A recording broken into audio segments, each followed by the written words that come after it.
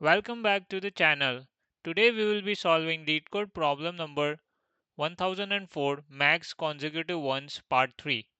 This is one of the popular FANG question as of October 2024. Let's go over the question. Given a binary array nums and an integer k, return maximum number of consecutive ones in the array if you can flip at most k zeros. So we will be given two inputs nums and k. Nums array would only have zeros and ones, and the only allowed operation is to flip at most k zeros to ones. This operation will help maximize the consecutive ones subarray. Let's look at the examples. In example 1, this is the nums array and k is 2, output is 6 because this is the maximum subarray which with consecutive ones in which the first element of this subarray and the last element in the original nums array were 0 were flipped to 1. We will first look at brute force approach. Folks interested in optimal solution can skip this and jump on the optimal approach from video chapter mentioned in the description. We will be building the thought process to move from brute force approach to optimal approach. For this test case, the expected output is 4 because the subarray highlighted by red window is the longest subarray with consecutive ones where we flip zeros at index 2 and 3 to 1. The most intuitive solution that would come to one's mind will be to use sliding window using two pointers to find all the subarrays, and for each subarray keep track of longest length with maximum consecutive ones. So the intuition is we iterate each element in array S by picking current index as start pointer. For each start pointer, we will initialize end pointer to current index, expand subarray by moving end pointer to the right till count of zeros is less than equal to k. Let's visualize this solution with this test case. We will initialize count zeros and max length to 0. We will color code the value of max length to blue for easy explanation. We will initialize start pointer to 0 index. We will initialize end pointer to start pointer. We will calculate the max length, which will be the maximum of max length so far and length of current window. Length of current window would be end minus start plus 1, and the previous max length was 0. So the new max length would be 1. Because count of zeros is less than equal to k, we will increment the end pointer. We incremented the end pointer to index 1. We updated the count zeros to 1 because current element is 0. This indicates that we are flipping the current 0 to 1. We will calculate the max length, which would be now the current window size, which is 2. Because count of zeros is less than equal to k, we will increment the end pointer. We incremented the end pointer to index 2. We update the count zeros value to 2 because the current end pointer element value is 0. We calculate the max length, which would be the current window size, which is 3. Because count zeros is less than equal to k, we will increment the end pointer. We incremented the end pointer to index 3. The new max length would be the current window size, which is 4. Because count of zeros is less than equal to k, we will increment the end pointer. We incremented end pointer to index 4. Because current element at end pointer is 0, so count zeros will be updated to 3. Now count zeros is greater than k, hence we cannot flip current element 0 to 1. We'll have to ignore the max length calculation. No point in incrementing end pointer from here because none of the subarray from here will have consecutive ones with at most k zeros flipped.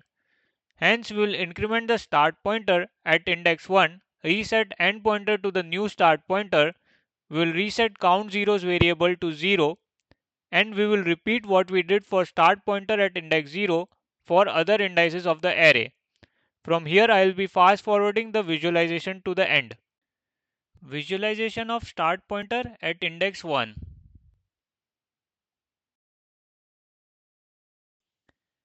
Visualization of start pointer at index 2. Visualization of start pointer at index 3. Visualization at index 4.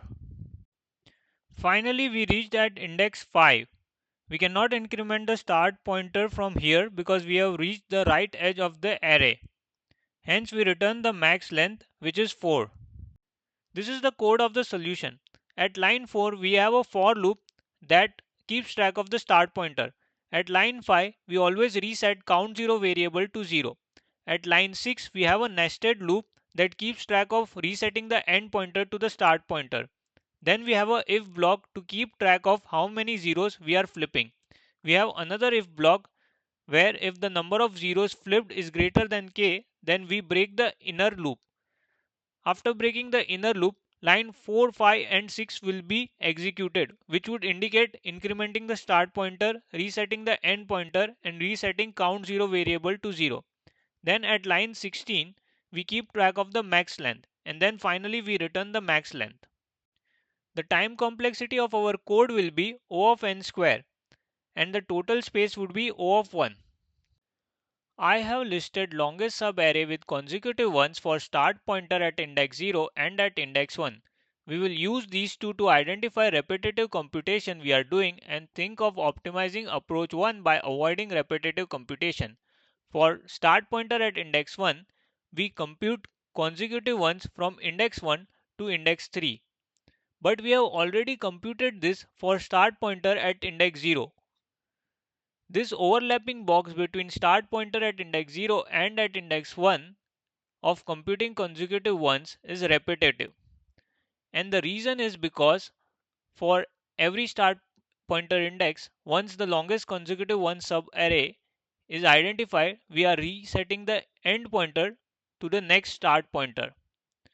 Instead, we need to keep the end pointer where it is and move the start pointer to the next index. This way, we can avoid the repetitive computation. So the intuition for the optimal approach is expanding the subarray window by moving end pointer to right till count of zeros is less than equal to k. Shrink subarray window by moving start pointer to the right till count of 0 exceeds k. Let's visualize the optimal solution. We will initialize count zeros and max length to 0. We initialize start pointer and end pointer to 0 and the max length would be the current window size, which is 1. Because count of zeros is less than equal to k, we increment the end pointer. Current value is 0, so we update count zeros to 1. Max length will get updated to 2. Count of zeros is less than equal to k, we increment the end pointer. The current value is 0, we update count zeros variable to 2. Max length will be the current window size, which is 3.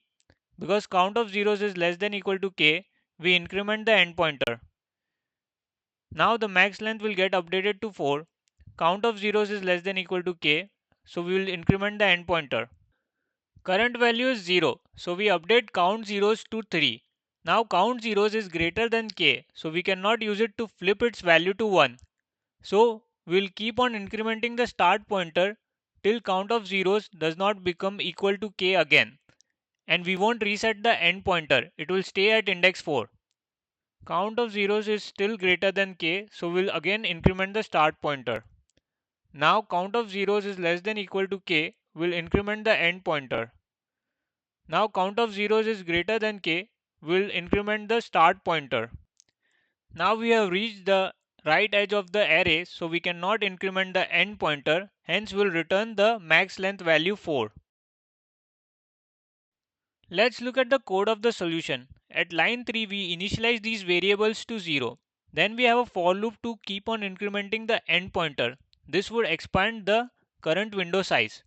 Then we have a if block to keep track of number of zeros in the current window that we are flipping to 1. And then we have a while loop where if the number of zeros have increased and have exceed k, then we will shrink the current window from the left by incrementing the start pointer. Then we keep track of the max length. And finally we return it. The time complexity of our code is O of n and the total space complexity is O of 1. So we started with a brute force approach whose time complexity was O of n square and we optimized our brute force approach to reduce the time complexity to O of n. Thank you for watching this video and stay tuned.